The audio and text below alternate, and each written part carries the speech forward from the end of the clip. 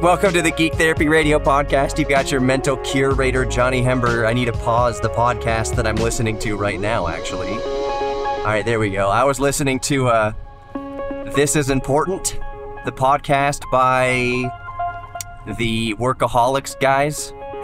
So, yeah, y'all don't need to listen to that. Y'all don't need to be listening to that at the same time that I'm doing my podcast. I'm also currently driving through the heart of Dallas at this exact moment, past the World Trade Center in Dallas. So anybody who lives near Dallas or has ever been through Dallas knows what I'm talking about. I am on 35E, headed north to the WinStar Casino and Resort, technically in Oklahoma.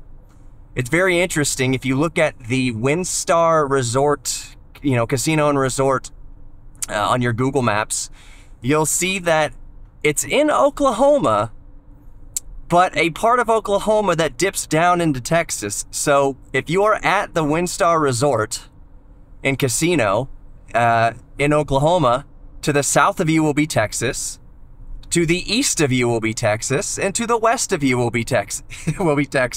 The only other Oklahoma you can get is to the north of you when you're in WinStar. And don't quote me on this. I'm not looking at the information, obviously, as I'm driving here. I don't drive through Dallas all the time, so I'm not so extremely familiar with it. Just, I've been on 35E enough. Anyways, don't quote me on this, because I'm not looking at the information for WinStar in front of me. But it looks to me like, and I'm not assuming this. I don't know. Let me just say I don't know. A lot of the times, casinos in the United States, especially outside of Nevada, they are owned by native indigenous tribes. So the Choctaw are some that own some casinos around this part of the country. The Cashadas own a lot of different indigenous groups own casinos around the country, and they are on their current reservations.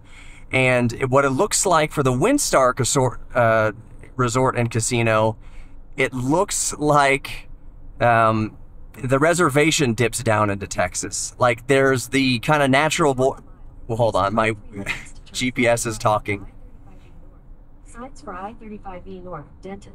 We'll see if I have to cut those. I'll probably try. I don't know how long this podcast is going to be and how tedious it is going to be to cut out those directions. But anyways, it looks like the reservation that this casino, WinStar Casino, is on cuts into Texas.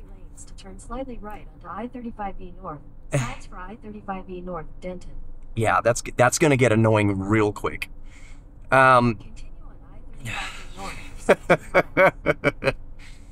Yeah, it looks like the reservation dips down into Texas. I'm not looking at the map immediately, but when I was looking it up to put it here in Google Maps to get my directions here, it looks like, I bet you the reservation just dips down into Texas, more or less. And it's just part of the funky border between Oklahoma and Texas. So, all that to say, that's where I'm headed to right now. I am, according to Google Maps, I am 1 hour and 9 minutes away from the casino, and I'm going there just to let y'all know. I do want to talk about actual geek stuff. I want to talk about the DJI Mics 2, which you're listening to right now, by the way, and I want to talk about the DJI Neo, which I have ordered, but I do not currently have yet. I still have some thoughts on it and some concerns that I'll relay to my beautiful listener, you. So I'm on my way to WinStar Casino. My nephew is turning 18, and it is just me and a couple of my brothers are meeting. Well, two of my brothers are meeting in Dallas, and then they're going to continue on to WinStar in about an hour away in Oklahoma. And I am by myself in the minivan, cruising up to WinStar, just going right through Dallas. But we're going to celebrate my nephew's 18th birthday. My nephew, have I told you all this? So his name is Spencer. I know I've talked about him on the show. I've had him on the show a few years ago. I gotta have him back on the show. But his first car, it's gonna be familiar to most of us listening. You know, you remember your first car. His first car was his grandmother's a PT Cruiser. I forget what year it was. It's a PT Cruiser, so I don't know, around, I hate to say this, the turn of the century. So it was a PT Cruiser from the early 2000s, and he rocked that for a while, and you know, got some things out of his system with that PT Cruiser. And by that I mean adding lights to tailpipes and so you can light up the smoke, and then sounds that he did stuff to the exhaust, and he put little doodads all over the car, which I did the exact same thing in high school. So many of us have done the exact same thing. We paid in high school way too much attention to our car stereos, but they were never done well. Like, I don't know about other kids, other teenagers, but my car stereos were a fire hazard. Matter of fact, oh lordy, here's a tangent here. For a while, I had my actual first car was a 1974 Volkswagen Beetle. So the 4-cylinder engine probably made 40 horsepower at best. I believe it was a 1200, not the 1600. I think it was a 1200, maybe 1100. But it was awesome. I freaking love that car, and I'm gonna have another Beetle. I've had another Beetle since. My first car was a 1974 Beetle. Later on down the road, pun intended, I had a 1969 Beetle, and I will have another Beetle at some point in my life. Probably also a Karmann Ghia. Once you have a Beetle, once you have an old air-cooled Volkswagen, it's like a potato chip. Once you pop, you can't stop. So anyways, I had my 1974 Beetle, and the stereo rigged up. 1974 Beetles were 12-volt systems at this time. They started as 6-volt systems, like vintage cars. But by this time, 70s Beetles were 12 volts. So everything paired up right, you know, putting the amplifier in there and running the speaker wire, which I was 16, 17 years old. I thought when you're 16 and 17, you think you know everything. Actually, when you're 16 and 17, you do know everything. As far as your 16 or 17-year-old brain is concerned, you know everything by the time you are 16, 17 years old. So that's the headspace I was in. It's like, I know how to wire up speakers, and yeah, ohms don't matter, impedance doesn't matter. What is the most efficient pairing and speaker runs and copper free and talking about air gaps and cold solders. That was how my stereo was hodgepodge together. Oh, 16x9s. I think the Beetle can only have like 4.5-inch circular two-way speakers or something like that. Anyways, my stereo system, like so many other teenagers, was just a hodgepodge of different parts and amplifiers, anything I could get my hand on. What is this guy trying to brush me off the road for? Oh, he's just got big, wide, stupid tires. Anyways, so yeah, my stereo system, like so many other teenagers, was just a hodgepodge. And I took the Beetle for whatever reason. Y'all know me and Jiffy Lube. I think I took it to Jiffy Lube. One of my early mistakes of taking a car to Jiffy Lube, I've never once, I can't say that, maybe 1 out of the 20 times in my life I've been to Jiffy Lube, I've maybe had an experience that wasn't death-defying or damage to property or stripping the threads of my oil pan bolts and plug or whatever. So anyways, I brought it to Jiffy Lube, the 1974 Beetle that I had wired myself with all the sound system and everything. And I'm sitting there paying for the oil change. They're done. And one of the attendants like opens the door from the garage, and he's like, "Hey dude, I think your Beetle's on fire." And I looked into the bay of the Jiffy Lube shop, and sure enough, it wasn't on fire yet. But what had happened was the power supply, I think I was using speaker cable, like 16 gauge AWG speaker cable to run power from the battery to the amplifier. No remote switch, no nothing, so it was just hot all the time. So I had the speaker wire running underneath the bench seat in the back, and this is 1974 technology. There's no like soft rubber contacts for where the seat meets the chassis or anything like that. It was just it wasn't metal on metal. At this point, it was. The leather was so worn back there, or vinyl. I don't know what the heck they used in Beetles back then, but The material for the seat was so worn, the outer covering of the seat was so worn where they kind of fold it under and tack it together, staple it together on the underside of the upholstery, was so worn that the metal coping, the metal rail, the metal edge of the seat itself, the seat frame itself, was making contact with the metal chassis of the Beetle. And guess what was in between those two metal contact points? Yep, my crappy 16 AWG, 16 gauge, whatever, speaker wire that I was running straight to the dome of the battery. No capacitors, or definitely no capacitors, no resistors, no any sort of preventative circuitry, no fuses, no breakers, nothing. Just straight 16 gauge wire to the battery being short-circuited by the seat of the Beetle with the chassis of the Beetle. And it was smoking, just like Jim Carrey in The Mask. It was smoking, that Beetle was. The smell of burnt rubber, the smell of burnt plastic. It was... I got there just in the nick of time. I am amazed. Like I don't know if anybody, listening is, probably a few of you have seen burnt wire. What happens to wire that has too much current? The covering of the wire melts in chars. And that is exactly what happened to the speaker wire that I was using as power cable for a 500 watt amplifier or whatever it was. So that was fun. I ran out there, I picked up the seat real quick, and I just basically, I could have electrocuted or burned myself to death. I just, slapped the wire away off, tried to stop making contact with the metal here, start shorting yourself out. I learned a lesson that day of, use the correct wire connecting power cable, and be very careful about how and where you run it. The routing of said cable, especially power cables. So that was I don't know if Spencer had any similar stories to that. I need to ask him on this trip. We're going to go play a poker tournament, and then tomorrow morning we're going to golf. So it's going to be a cool trip. I'll ask him if he's ever set his PT Cruiser on fire by wiring up stereos incorrectly.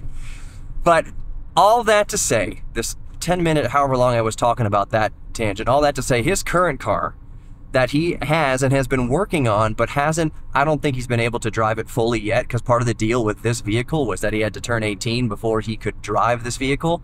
This vehicle, without further ado, is a C4 Corvette.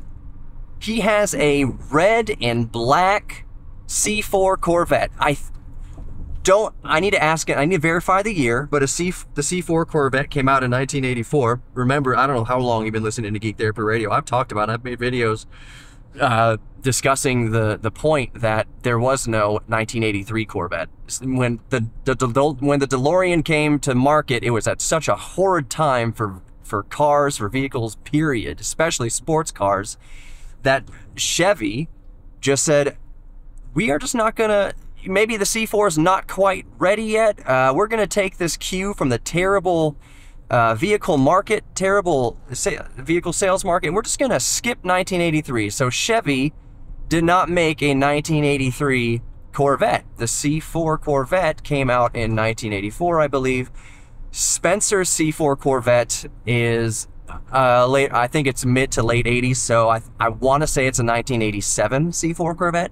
I don't know, because I'm not a Corvette guy, when the Corvette, when the C5 rolled around. I want to say C5. The C4 was through the 90s. Was C5 late 90s? Was C5 because I'm picturing a C5 Corvette. Was that 1996? 95, 96, 97? I want to say mid to late 90s for the C5 Corvette. Again, don't quote me on that. I'm driving. I'm not looking at any information. I can't Google it on my own.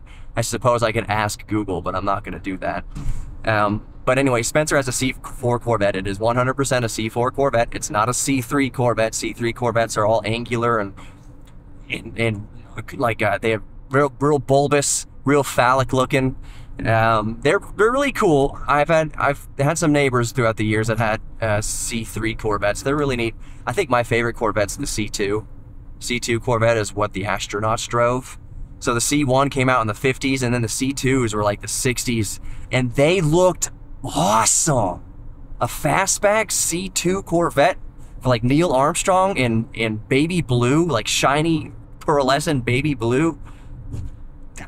I'm a Corvette guy for that Corvette. The C2 Corvette is amazing. I do like the brand new, or the most recent C8 Corvettes, C8 Corvettes. I do like those, but if I could choose one, like, hey, we're going to give you a free Corvette, you can choose a C2 Corvette that Neil Armstrong, like the kind Neil Armstrong and the astronauts drove for $1, bought from Chevy for $1. I'll tell that story in a second. Or you can have a, 2020 C8 Corvette, or like a 21 Stingray, 22, maybe you can have a 24 E-Ray or 25 E-Ray. I don't know what the hybrid Corvette's coming out, but you want a modern C8 Corvette, or you want a C2 Corvette like the astronauts drove? I would choose the C2 Corvette any day of the week. I think they just look unbelievably cool. They're one of the coolest looking Corvettes outside of the Aerovette. That never happened. I think by the time they were doing the C4, no, Aerovette was a prototype from the early 70s, I think, late 60s, early 70s. There was a gull-wing Corvette. It was a mid-engined gull-wing Corvette.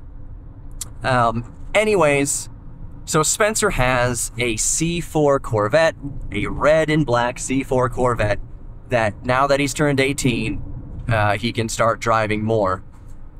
And I agree with that decision. I mean, every parent raises their kids their own unique way. My brother's no different. Spencer, my nephew, is no different. I personally agree with that choice of, hey, child, we'll get this C4 Corvette. It's not in the best shape. You'll get to learn how to work on cars and take care of it, and it's right up Spencer's alley. Like he's a big time geek, just like me, in different ways. But one of the things he is very interested in is in cars. He's very interested in the DeLorean. He was very interested in Cybertruck and all that kind of stuff back when Cybertruck was announced. At least, like he's a car dude. So a C4 is like an awesome car for a budding car dude. So for a budding, like an 18-year-old car dude in 2024, I'll just say car person, because there are car gals out there. Modern car guys and gals, I think a C4 Corvette's perfect. It's not so old that it's completely unusable. Like as Spencer fixes it up and gets it working, and it's already working, as he really puts time into it and energy and passion and blood, sweat, and tears into it. Like it's just modern enough to be still not a complete chore to drive. I love the DeLorean. I love it absolutely to the ends of the earth. But you are reminded about how old cars, how far we've come with just comfort, especially in daily driving cars, even the high-end sports cars for that matter. Everything's power assisted. Steering's power assisted. The clutch, if you have 3 pedals, is power assisted. The brakes are power assisted. Drive-by-wire, drive-by-magnet. And a lot of times in cars these days, the front tires are not even attached directly to the steering wheel anymore. It's going through computers and servos and things. But a C4 Corvette is like just modern enough to where you have some creature comforts, like you have assisted brakes. I need to double check on this, but like I believe the brakes are assisted. I think that it's power steering by C4 definitely, if not before that. Maybe the first Corvette was power steering. I don't know, but it's just modern enough that you could drive it around and not be completely wishing that you would amputate your left leg by working the clutch. After I drive the DeLorean in traffic for a few hours, I've been stuck in traffic jams with it as early as maybe 2012 or something like that, and I'm just like, man, I want to cauterize my leg at the hip. Like my calves and thighs were just burning and trembling from using that non-power assisted clutch for a few hours in very heavy Houston traffic. So I think like a C4 Corvette, any kind of I struggle to say modern classic, because 80s cars are, they're 30, 40 years old now. So in my mind, they're modern because that's kind of close to where those are the cars I grew up in. I grew up in 80s vehicles, grew up in 70s vehicles, but they're easier to drive than, let's say, if Spencer got even an old 1974 Beetle. The thing with the Beetles, old Beetles, is I don't think it's not necessarily that the clutch is heavy and things aren't power assisted, because the car weighs nothing.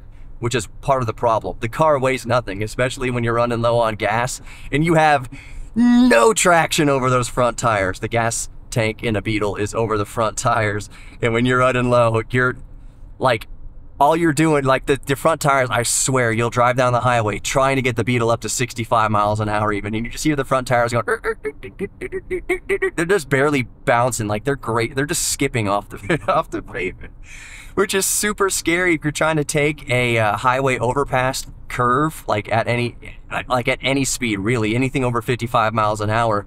I remember I was doing this one time with an ex-girlfriend, driving around Houston in the Beetle, and I was doing the flyovers, just a normal kind of interstate flyover between like Interstate 69 and 610 or something like that, and going, I think I was actually going 70. I was in that old Beetle. I was like, I've got momentum. I'm going to keep the momentum through this curve. So I was taking the curve going 70 in an old Beetle that was running low on gas, turned the wheel, and almost nothing was happening. It was a terrifying few seconds. I'm glad I kept my wits about me, because what I did was I kept it in gear and just simply took my foot off of the accelerator, so I would use some engine braking to put some momentum forward on those front wheels, give me some grip so I could steer it a little bit away from the wall. I swear that I was up on two wheels Dukes of Hazzard style for a few seconds in that Beetle, going around that curve. Oh my gosh, I hope this mic is actually recording. The red light's on. Yeah, so that, in that sense, that's how that old car, it wasn't heavy to operate because, again, it was very lightweight. There's no power steering in an old Beetle because it weighs nothing. The engine's in the back, there's no weight over the front. It's actually beneficial. If you're the DeLorean doesn't have any power steering, which is great when you're at speed. When you're trying to park it in a parking lot, it's cumbersome. But the Beetle, it doesn't really matter, fast or slow. The steering is light enough because there's nothing there's nothing on the front tires.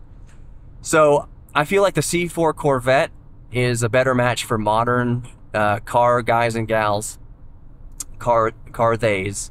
I don't mean that facetiously, I'm being serious. Car theys that want to get into a classic car, but like I said, they don't want to be getting into like a 1958 Chevy Bel Air or something like that. That's big, and Bel Airs are awesome, by the way, especially a two-door 50s Bel Air, awesome. Like a two-tone red and white. Oh, that'd be sick. No, for me, actually, be like two-tone red and black Chevy.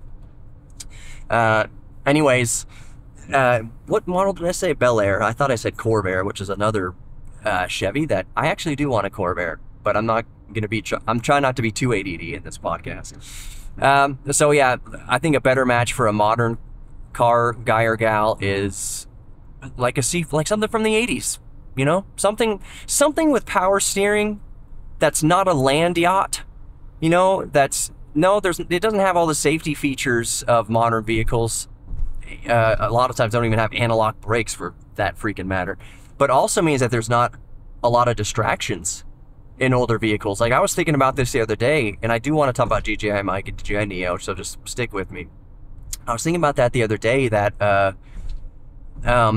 Spencer cruises around in a C4 Corvette. He doesn't have the Android Auto and Apple CarPlay and all sorts of things to distract him. DVD players. I guess there is still DVD players in cars, but you don't have all the kind of modern distractions. Yes, you could put your phone up in the air conditioning vent or whatever to look at your maps, but there's nowhere near the amount of distractions in modern cars. There's nowhere near the amount of safety protocols, safety devices in vintage cars. Like the old Beetles, there's no airbags. You are the crumple zone in a VW bus, where you're just sitting on the windshield. You're sitting out in front of the front tires.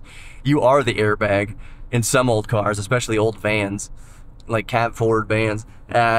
So it's not as safe in that regard, but at the same time, there's less distraction. You are paying a lot more attention, and I am 99.9% certain that Spencer's C4 Corvette is a manual transmission, so as God intended.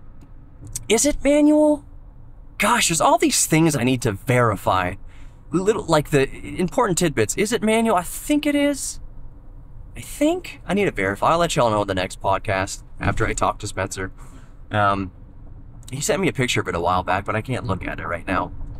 Might have been on my old phone. So anyways, there's less distractions, so you're going to pay more attention to the road. If it is a manual transmission, in my opinion, that does make you a safer driver. And I think even statistically, that's been proven true, is that people who have manual transmissions get less tickets, way less accidents, because you're just more involved in the drive. The modern vehicle, I'm in a 2018 Chrysler Pacifica plug-in hybrid right now. It is the most luxurious vehicle that I've ever owned, for sure. It's one of, if not the most luxurious, geeky, techie vehicle I've ever been in my entire life. It's truly amazing. But I'm in a cocoon here. Like, it's got double paned windows for sound isolation and all sorts of... It is a comfy car. The seats in the back are captain seats. They're currently removed on this road trip, but they're well, one of them is. They're super cushy, and you got a TV screen in front of you that you could have Amazon Prime, like a Fire Stick plugged into. I think the current Pacificas just have Amazon Fire built into it. Like, you don't even need to plug in a stick to the HDMI port. The car just has Amazon Fire Stick built into the infotainment system. It's crazy. That's where modern cars are these days. That's how they do it. So it's very, very cushy, but I'm in a cocoon. And I think that leads to more distracted drivers. I think that, not even distracted drivers, I think it just leads to more people that don't take driving seriously at all. You become complacent. You're so isolated. You're going 85 miles an hour, but it feels no different than you're going 20. It's so cushy, and you're listening to your music in high fidelity, your podcast, you're using every part of your brain except the part of your brain for driving. So distracted. Watch me say all this and then get into a fender bender here, driving just north of Dallas. I'm at Lakeview Boulevard and Post Oak Drive, and someone just pulled in front of me with no signal. Fun. But even as I'm giving this podcast, I'm not giving the best example, but I am still the first priority in my mind. What I'm devoting my brain power to, obviously, is driving. If I'm slurring my speech or I'm misspeaking, it's because I'm thinking about driving first, and before anything else. But I am in a modern vehicle that can lead itself to being complacent, not just distracted, but complacent. You're so detached from everybody around you. The windows are so tinted you can't even see each other's faces. Have y'all noticed, as I'm going on tangents here, I promise I'll get to the DJI stuff here in less than 2 minutes, I promise.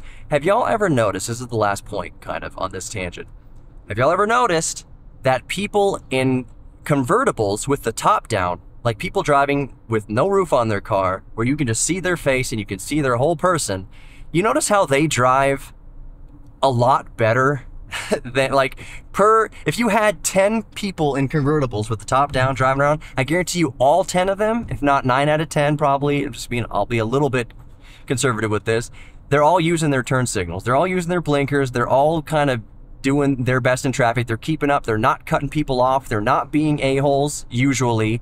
They're just, usually, in my anecdotal experience, people driving with the top down drive better. And do you know why that is? Because I've thought about this so many times. Like, why is it it could just be me noticing things, but why is it that at least seem like people driving convertibles with the top down tend to drive better, they're on better behavior when they drive? And I've pinpointed it. It has to be because they are not anonymous. I'm looking at a yellow Dodge Charger next to me. It's all yellow, but the windows are tinted, like, looks like 65%. I cannot see who's in that car. There's a Mercedes next to me. I can't see who's driving that car. And when you're that anonymous, it kind of emboldens your a-hole attitudes. Or like, I can be a punk on the road. I can be an a-hole on the road. No one can see me. I'm just anonymous in here. Versus a convertible, everyone can see you.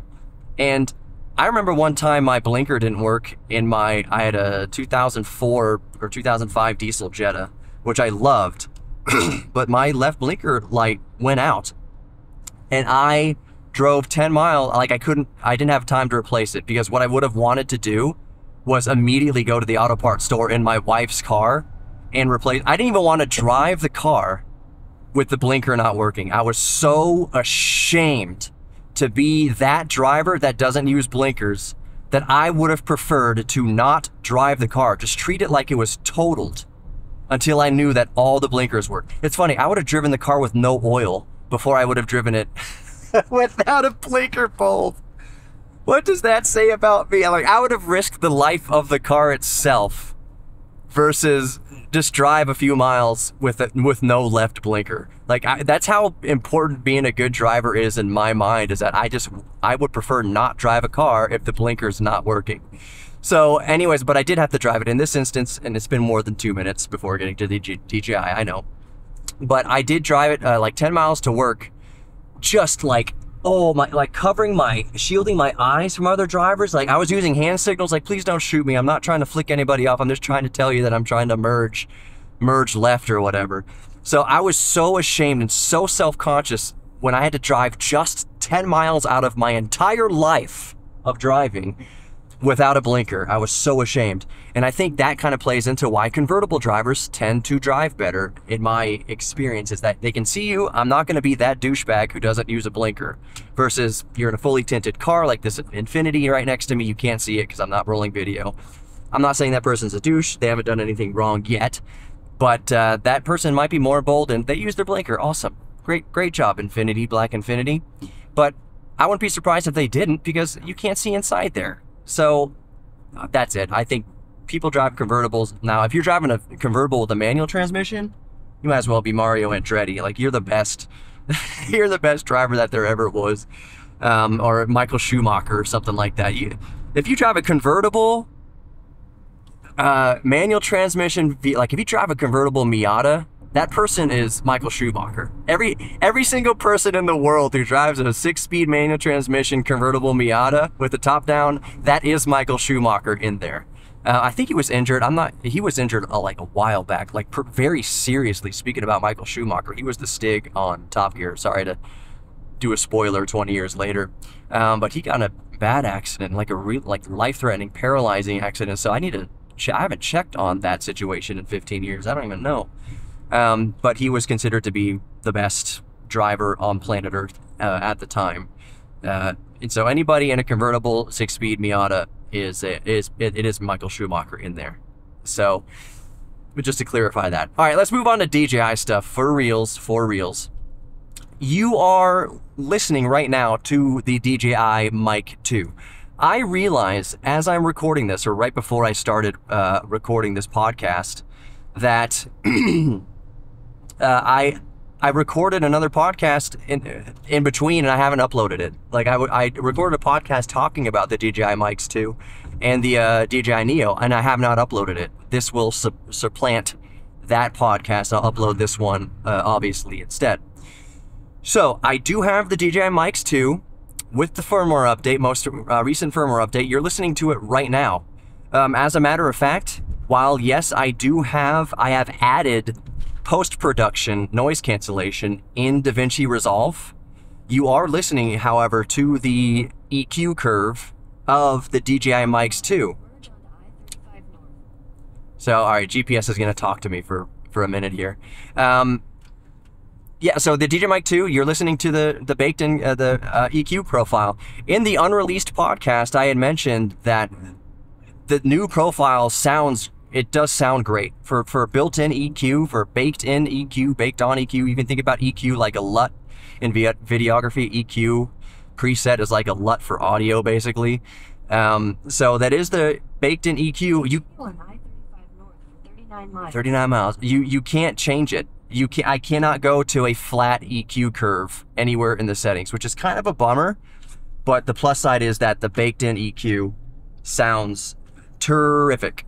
So that's what you're listening to. I've put some compression on it. I've added a compressor to even out the audio a bit, but the EQ, as far as how good my voice sounds, that's the baked-in EQ.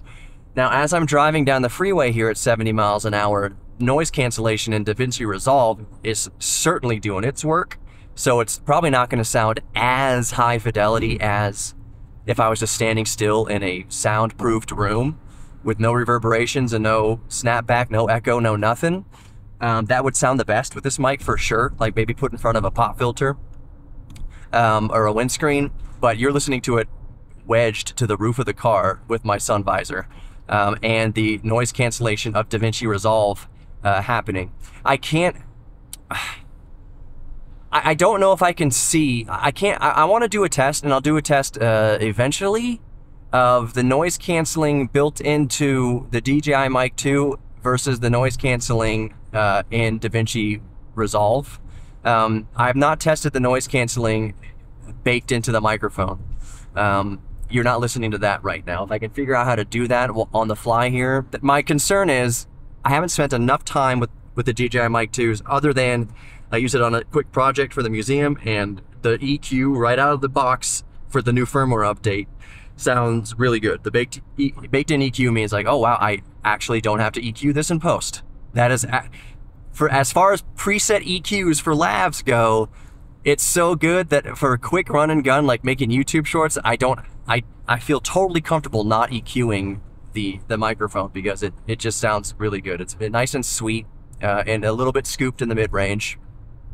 It sounds really good out of preset EQ. So I'm not too bummed that you can't select a flat curve, and you can always go in after the fact. Even without a flat curve, you can go in after the fact and EQ to taste. It's just better to start with. I keep forgetting, y'all haven't heard me mention this yet, but I mentioned in the podcast that I'm not uploading. Basically, a flat EQ curve is like recording in log format with your video camera.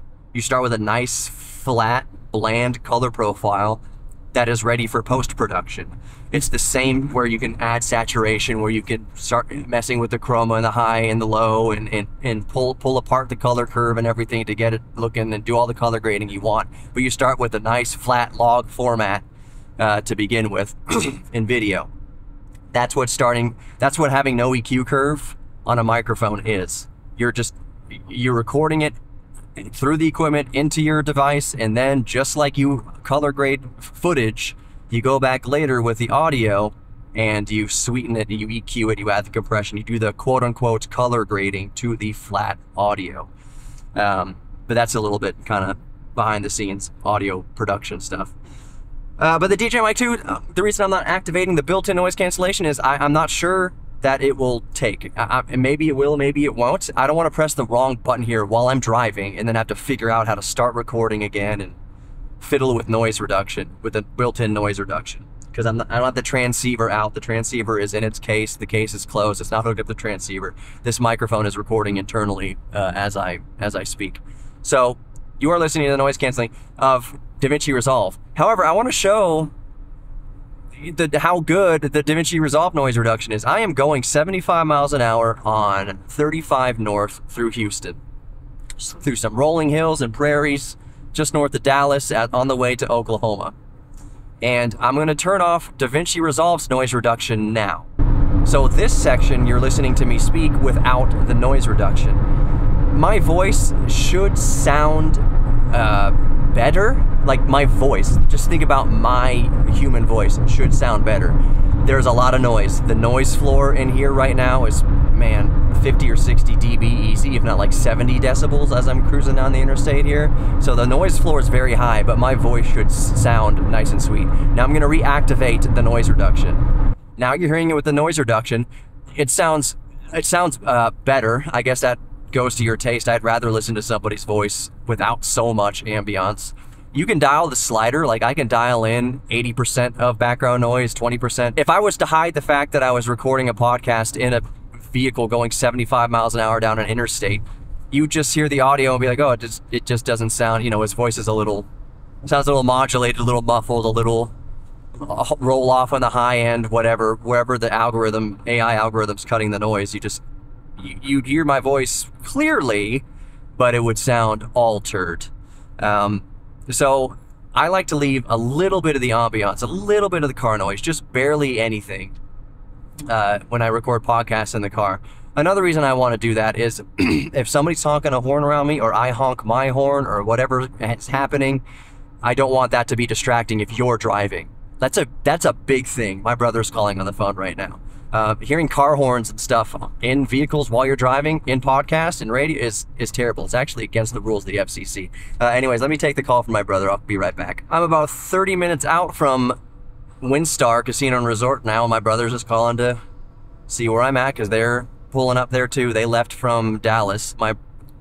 It doesn't matter. Y'all don't care about the logistics how me and my brothers are getting to Dallas, but younger brother cruised up from Houston, met my brother in Dallas, older brother in Dallas, and them two took one Tesla Model 3 up to Windstar, and I just said, we're prefer to keep a vehicle, my vehicle, on hand at all times instead of carpooling some of the way, because I've got a infant at home, and there, as of recording, I'm getting pissed off thinking about it, but there's another tropical storm gearing up in the Gulf. Another one. Is it going to hit us? I hope not. And some people are saying, oh, it's definitely not going to hit us. They said the same thing about Beryl when it was 4,000 miles away. Oh, everyone's freaking out about nothing. It's not going to hit us. Now, any hurricane coming towards the United States could hit us, could hit you. So anyways, at the moment, there's another tropical storm depression. I don't know what it is at this point as I'm recording, but it's stirring there in the Gulf. It has its cone tracked towards the Texas coast. It's moving. It's as of now, the models are tracking farther east to Louisiana. But regardless, I wanted to have, and the impacts of it should be kind of later this week, midweek. So I wanted to have my vehicle available to me at any moment that I needed to pull up anchor and go home and start battening down the hatches for another freaking hurricane. So that's the DJI Mic 2s. Again, you're listening to me recording through right now. We went through all the kind of the noise reduction of DaVinci Resolve. DaVinci Resolve's noise reduction is awesome. I need to remember, I always set myself up for these. I try not to do these heavy edits, obviously. If you've been listening to Geek Therapy Radio, once in a while I'll do some fancy footwork, and I try to keep things really clean. Like, I'm a stickler about getting the best kind of audio quality possible.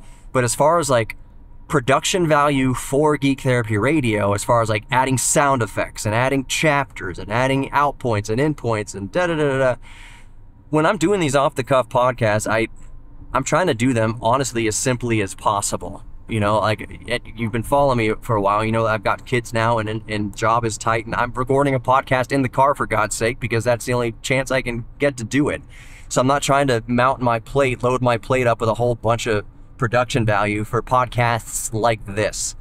The production value of Geek Therapy Radio is going to get cooler in the near future. It's not. I know some of y'all. If I heard a podcast host that I liked saying that, oh, my podcast is about to get a lot cooler, my heart would drop a little bit personally, because I'm thinking, oh Lord, are you going to add a bunch of stupid sound effects and dumb bed music and flashy production value and all this and that to like Morning Zoo, like you're listening to a dumb FM radio host? Hey guys, welcome to the Morning Zoo. You're at the 94.5, the buzz, and I'm not saying that Rod Ryan is a Morning Zoo dope. He's a longtime legend, but Morning Zoo refers to AM or FM radio where the people talking, the host talking, it sounds like just I want to say the word dip S-H-I, blank, blank, blank. Just sounds like a complete chode, like a total Chad. Sounds like an idiot. You're adding all sorts of fart sound effects and diarrhea this and the zany that, and trying to break people's relationships up and catch people cheating and da-da-da. There's a place for that.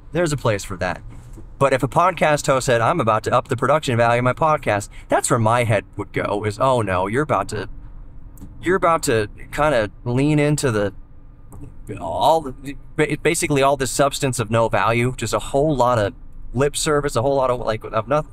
So that's not what I mean by Geek Therapy Radio is going to get cooler here in the near future. I just mean it is going to get the audio production is not going to change. Like, it's going to sound very good. It's going to sound as good as I can get it to sound, but I'm not adding, there's not going to be a whole bunch of sound effects and crazy this and that. I'll use intros and outros and bump music and things like that, but it's not going to be super slick. Like, I'm not going to make it sound like super sound design and slick. Maybe some episodes will be, but that's not what I'm talking about. I just mean that the scope of Geek Therapy Radio is about to get very much more, I guess, I don't know how to explain it. Cooler is the best way I can put it. Just stay tuned for that. I'm still figuring out the logistics. But yeah, so let's move on to the DJI Neo. In the podcast that I have not uploaded, and I won't upload because I'm talking about the information again, I remarked on launch day, I recorded that the DJI Neo had released, and I had never ordered a drone faster in my life. I was super excited for the DJI Neo. And I will explain why I'm excited for it. I did order it, and I did order the DJI NC3, like the remote that goes to it. And, oh gosh, what's the other model? It's the newest, it's the most current version of the cheap remote. The remote, the version of the remote, DJI remote, that you still need to put your smartphone into, or tablet, to fly the drone. I got that newest version. It was $130 or whatever from DJI to use with the DJI Neo, in addition to its controllerless flight. You can fly the DJI Neo either completely hands-free, just with preset quick shots that you just dial in on the top of the drone and it lifts off and lands from your hand when it's done. Really, really cool. Totally hands-free. You can also pair it with your phone itself and fly it just touching the screen of your phone. That has simulated joysticks to fly the drone around just with your phone. With limited range, obviously. You're on the just local Wi-Fi of your phone. And then you can also operate it with FPV. You can operate it with the Aveda controller, like the goggles, DJI goggles and all that. And you can operate it with various remotes, traditional remote controllers with screens either built into them or not. I have the DJI RC Pro that I use for my DJI Mavic 3 Pro and my Mini 3 Pro. That is incompatible with the DJI Neo, which I didn't have high hopes that it would be compatible. Maybe it can be backgraded to work with the Neo. I don't know. The Neo works on OM4, which is the newest transmission system from DJI, hence why I needed to get a new remote if I wanted to use a remote with it. So let me tell you why I was excited about the Neo.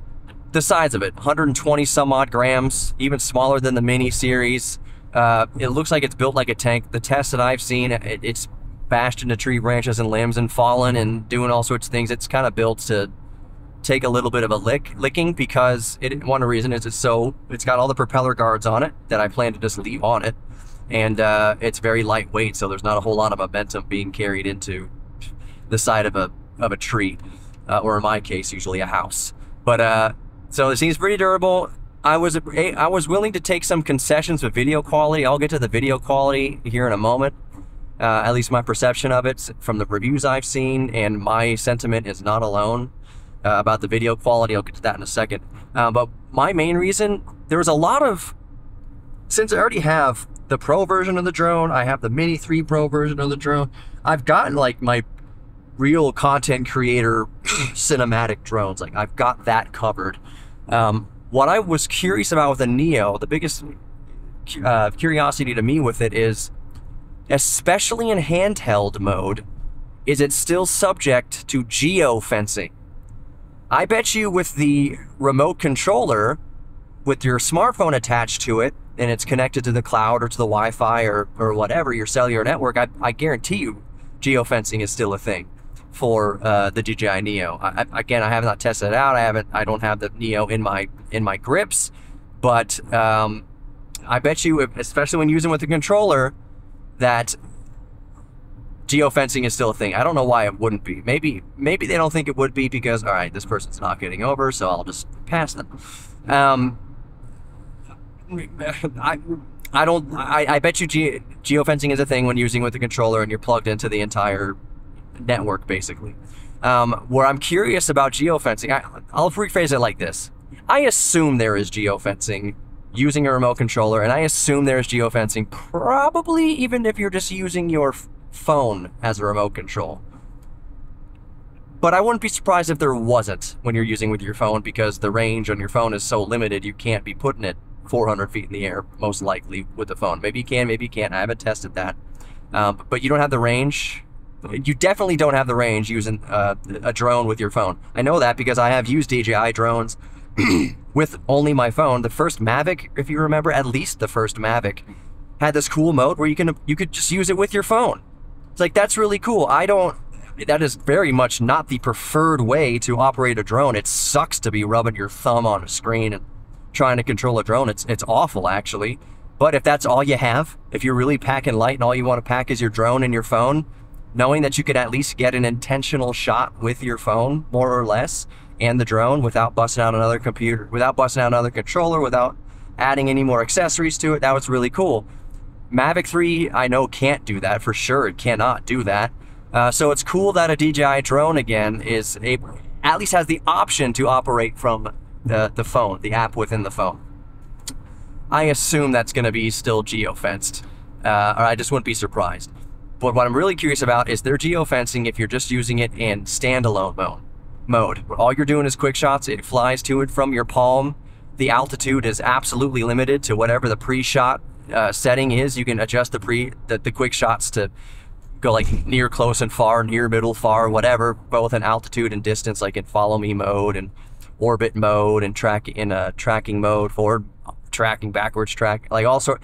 You can set kind of the preset distance. If you're not going to use a remote, if you're not going to use your phone, and you're just going to tap the button on top of the DJI Neo, it's preset altitudes and distances.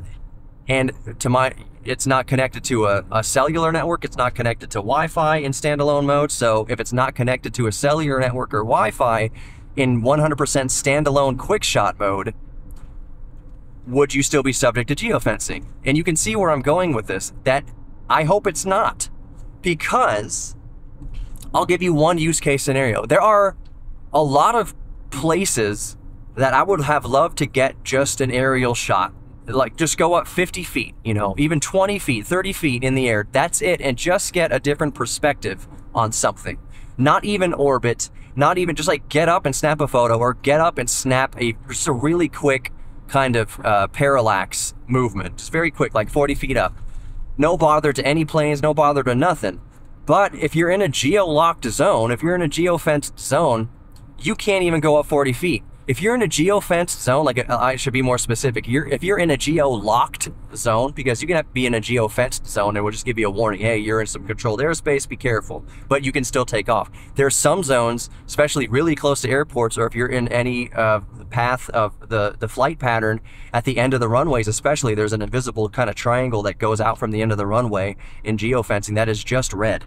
If you're in that triangle, for instance, you cannot even start the props of your drone. You will set the drone down on the ground, you'll turn on your controller, you'll link it up, it'll sit there, and it'll link up to the remote control, and then it will say cannot take off. And you'll be like, why can't I take off? I can't even get the rotors to spin up. You can't take off because you are in a geo-locked zone.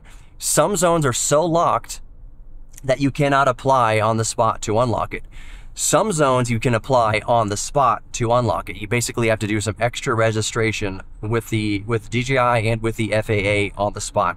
You send them your serial number, you agree to a few a user agreement that you understand you're taking on the risks, you understand that you can go to jail if you do something incorrectly here. I'm already registered with the FAA, so it's just kind of an extra step.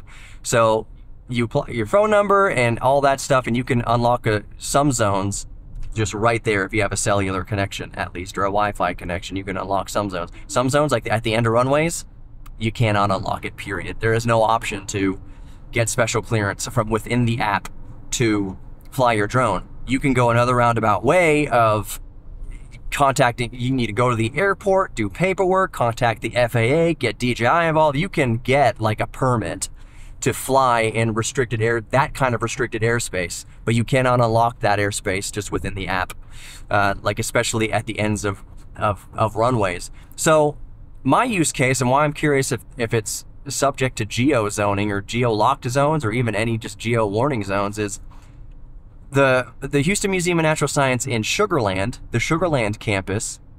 Any of you who listen in Houston, probably, if you didn't know that we have a museum also in Sugar Land that your membership is equally as good at, we have two satellites actually. So we have the main campus downtown on Herman Park, and then we have the Sugar Land location in Sugar Land, and then we have the George Observatory over in Brazos-Bend State Park. That is all technically Houston Museum of Natural Science. Brazos-Bend State Park is not affiliated directly with the Houston Museum of Natural Science, but the George Observatory, the big 36-inch telescope, and other telescopes we have out there, that is absolutely the part of HMNS. So the Sugar Land location is basically at the end of the runway of Sugar Land Airport. So I'm driving over these road humps. It's at the end of the runway of Sugar Land Airport. Doesn't matter which way the wind's blowing, so which way the airplanes are taking off or landing from. You're at the end of the runway, and it is in a locked drone zone, locked geo-lock. I cannot, I put my drone down on the concrete to take off, I can't even spin up the props. It says you cannot even attempt to fly here. It is and not just geo-fenced off, it is illegal to fly here without, you know, contacting the airport and the FAA and all that kind of stuff. So I'm curious, the Neo in quick shot mode, not attached to Wi-Fi, not attached to cellular, not attached to nothing, is it still geofenced? Can I get that 40-foot shot of the facade of the museum with the DJI Nano? That's where it gets interesting to me. Can I now get some shots in geo-locked locations that with any other drone I can't get? I will... There's a speed trap ahead. Speed trap ahead. I will take a little bit of reduction in video quality if I can get shots that I could not get before. So that's going to be interesting to figure out. Let's talk about some of the pushback or the criticism now of DJI's DJI Neo. There's a little bit of grumbling in that you can get it in Europe now. Like on day one launch, it came out September 5th or September 6th. I believe you could order it and people in Europe and in Malaysia and everywhere had it in their hands. They could fly it. If you're in North America, at least in the United States, I don't know about Canada, but in the United States, it's only gonna be available in the United States from October 6th. So like almost exactly 1 month out from launch, can American buyers have access to it. So that means you can purchase it on October 6th. It's probably not gonna get to my doorstep till October 7th or 8th. If it gets to my doorstep on the 7th, that'd be pretty cool, but I'm anticipating 1 or 2 days for shipping. So I won't get it until early October to really put it through the test. Here's what I hope, because here's the other feedback. Here's the other criticisms and gripes you see around Edit in different corners of the internet regarding the DJI Neo. And I agree with this, full stop. The footage is not just like a downgrade. The footage is not just not as good as a Mavic 3 Pro or even a Mini 3 Pro or Mini 4 Pro. The footage from the Neo is straight up awful garbage for any device that exists in human history. It is not a good image, at least from these initial reviews. This first firmware, the image is bad. And now the argument is, and I can understand this, it's the cheapest drone, by far, it's the cheapest drone that DJI offers. And it is not meant for cinematographers and serious content creators and people working on movie sets and all that stuff. It's not meant for that. It's meant just to take whatever footage it gets you. I think it's like 700 megabit, sorry, not 700, that'd be amazing. Like 70 megabits per second, if that, 8-bit for sure, quote unquote 4K. The footage looks like sharpened 720p. Sharpened 720p. That's a hard phrase to say over and over. Sharpened 720p. So the image coming out of it is not good. It's actually really bad. I think if you have the goggles, what I've read so far, again, since I don't have the drone in my hand as a recording, what I've read so far is that you can adjust the sharpness in the DJI goggles. Like if you have it paired up to the goggles, you can adjust the sharpness of the footage you are recording. And I do know that in reviews that I've seen, that when you're using a remote control, not the app, but you're using an actual dedicated remote control, that you can adjust the ISO and shutter speed and some things like that. I'm not even sure about, I don't think with the app yet in the controller that you can adjust things like the sharpness or saturation. I don't think that's a thing yet. And I say yet because I'm getting to something here. But if for someone who's just buying it, someone just spent $199 and they want just to use the quick shots and all that stuff, it's not, the footage coming out of the drone is not intended to be edited. Like it's supposed to just be good enough for a $200 drone to get the 15-second shot and be done and post it on your Instagram and then be done with it. So I get that. I do get that.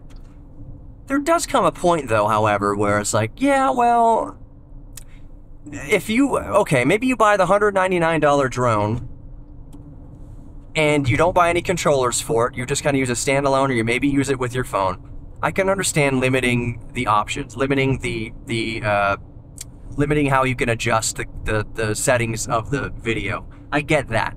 In that case, $199 and just be done with it. It's not supposed to be super editable and whatever. It's supposed to just go from your drone to your Instagram. That's all it's made for. Strangely enough, it doesn't have a dedicated vertical shooting mode yet. I keep saying yet. So I'll spare the other kind of specifics about the video. You can, at this point, from what we understand, you can adjust the sharpness in the goggles, but you can't adjust it with the remote control. Like, it's all over the place. The video is not good, and people understand the caveat of, oh, it's a $200. What do you kind of expect? Here's what I expect. For the people that buy the $200 drone and decide to buy the $150, $130 RC N3 or whatever remote control, if you're spending an extra $100 or so on the remote control to have more full control over the DJI Neo, those people who spent the extra money should be able to adjust the footage as much as they humanly possibly can. If you're using the DJI Fly app with an actual dedicated remote control for the DJI Neo, you need to be able to adjust saturation. You need to be able to adjust sharpness for dang sure. And you need at least some more cropping options. I've heard that like even 2.7K 4x3, quote unquote full frame, would be an excellent option to have. Just disable all the rock steady motion, whatever, and just have a pure quote unquote open gate of the half-inch sensor in 2.7K. Sure, I agree with that too. My point is, if you're using that remote, if you spent the extra money to have the remote, you spend the extra money to have that much control, more control over the Neo, you should have that much more control over all of the Neo. You should have the sharpness adjustment, you should have the saturation adjustment, you should have the white balance adjustment, in addition to the ISO and the shutter speed and whatever else you can throw in there.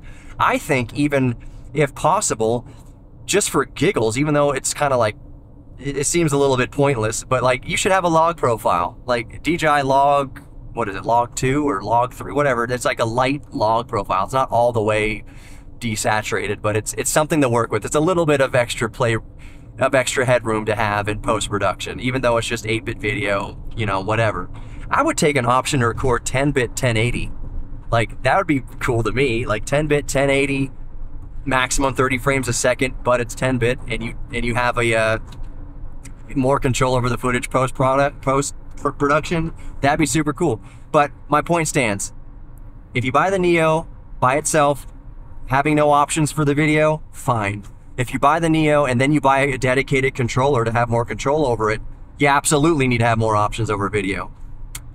I kept saying the word yet. You can't adjust saturation yet. You can't adjust sharpness yet. You certainly can't adjust color profiles yet, or white balance to my knowledge. I say yet because DJI has done this in the past with past drones. The DJI Mavic 3 Pro, the super telephoto lens, was trash when it first came out. It was unusable. The first adopters of the DJI Mavic Pro 3 were just like, just don't even use the third telephoto lens because it's just garbage. But DJI fixed it lickety split. They added the color profiles. They added the ability, I believe, to, I think you can do 10-bit with the super telephoto. I don't have it in front of me at the moment. But they added, you can certainly do log profile. You can't do like the flattest log, but you can do a log profile now in the DJI Mavic 3 super telephoto lens. They beefed up that third lens with firmware updates and added features to the drone through firmware updates.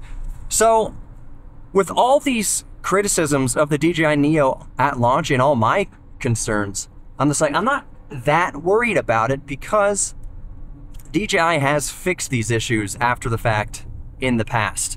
And I would not be surprised in the absolute slightest that before American buyers get in their hands on October, becomes available on October 6th and in their hands by October 8th, I wouldn't be surprised if a firmware update comes out before October 6th that fixes, at least addresses the image quality issues. Like, it's truly, I mean, it's awful. When Potato Jet, this is what I got into when I did the first recording that I'm not using. The first review I saw was from Potato Jet, and they had a DJI representative, and he said, yeah, the footage looks great. The DJI rep says, yeah, the footage looks great. And I'm like, am I did I imbibe some substance that's making my brain not think straight? This video looks awful. The audio, the video, don't even talk about the noise canceled audio coming from the DJI app. We're not even talking about that. The footage from the drone looks terrible. on the Potato Jet review and a lot of other reviews. It looks truly awful. And I was like, is it just me? No. Well, other reviewers, same thing. Anybody who's got the drone in their hands already said the same thing. Same look. It just looks oversaturated and over sharp. 4K looks like sharpened to 720p. It's washed out. It's awful. But that's things that can be addressed. That's things that can be addressed in a firmware update, and DJI has addressed those things in past products in the past. They've done that. They've adjusted the video quality after the fact in firmware updates. That's a common thing for DJI to do. They keep making their products get better and better and better as you own them. They support them for like a few years afterwards. You'll get an update for your Mavic 2 or something like that. Mavic 2 is kind of old by now, but for several years after the fact, you get these creature comfort, these improvements to the DJI products. So there's no way the DJI Neo is coming out the gate like this. There's no way that this is straight, then turn right. There's no way that this is just what the DJI Neo is going to be. It's just going to be these things that's lacking a lot of features and has terrible image quality. I don't think DJI is going to stand for that. I think DJI is going to take this video quality thing hyper seriously, and they're going to change it. I think they're going to change it before it gets into American hands. That is straight up my prediction. I would not be surprised at all if they fix this by, what am I doing? If they fix this by October 6th. Oh, golf club's to the left and I'm going right. As you can see, or hear, I've made it to my destination. So I'm going to start wrapping up the podcast. I will do a follow-up podcast after I actually have the Neo in my hands and have some experience with it. But I'm just taking a bet right now. I'm at a casino. I should go to a table. Find the table with where the bets are. Is DJI going to release a firmware update before Americans get the DJI Neo in October 6th? And I would say, I'll put $100. I'll put $100 just to make it worth my while if I do win. I'll put $100 that that DJI does a firmware update to address video quality issues at least before October 6th or by October 6th. I fully would not be surprised in the slightest if that happens. I'm kind of counting on it, really. DJI prides itself on image quality and listening to users, and the customer service experience that I had repairing my Mavic 3 was unmatched by any company I've ever worked with. It was very pleasant and very easy to get my drone worked on, send it into DJI to get work done to it. So DJI, they stand by their products and they listen to the customers. I'm not being paid by DJI at all to say any of that. It's just my experience, anecdotal experiences. I had a good time. I had a very pleasant experience working with DJI to fix my drone, and I know how much they care about their products and especially image quality because I've owned DJIs for years. Oh man, there's a black and red C8. Oh, that does look good though. That does look awesome. All right, I think that's it. I'm parking. I'm gonna call my brothers to see where the heck they are. You've been listening to Geek Therapy Radio. You are worthy of love. You are worthy of giving love. You are worthy of receiving love, and you're worthy of your own self-respect. Lean into your geek thing. Take care, be safe, and I'll talk to y'all next time. There's the off button on this. There it is. Actually, psych, you know what I'm gonna do? I'm gonna do a test of the built-in noise reduction. I'm gonna press the button. You press the power button once, I believe, to enable noise reduction. So let's see, this is built-in noise reduction being activated, hopefully, on the DJI Mic 2. Okay, pressed it, there was a vibration, and the light turned a little bit greenish yellow on the other side of it. So maybe this is noise reduction. I'm gonna press it again to see if noise reduction goes away. DJI noise reduction goes away. Okay, now, theoretically, this should be the non-noise reduction DJI Mic 2, non-DJI noise reduction. Previously, you were listening to the DaVinci Resolve in the body of the podcast, but this is DJI's noise reduction. Yeah, we'll see how this sounds. Take care, y'all.